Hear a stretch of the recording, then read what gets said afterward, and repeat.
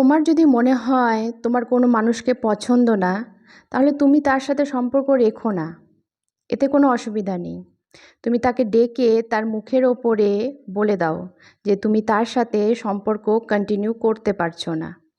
হ্যাঁ, এতে হয়তো সামনের মানুষটার একটু কষ্ট হবে, সে হয়তো একটা বড় ধাক্কা খাবে, কিন্তু সেটা হবে একবার।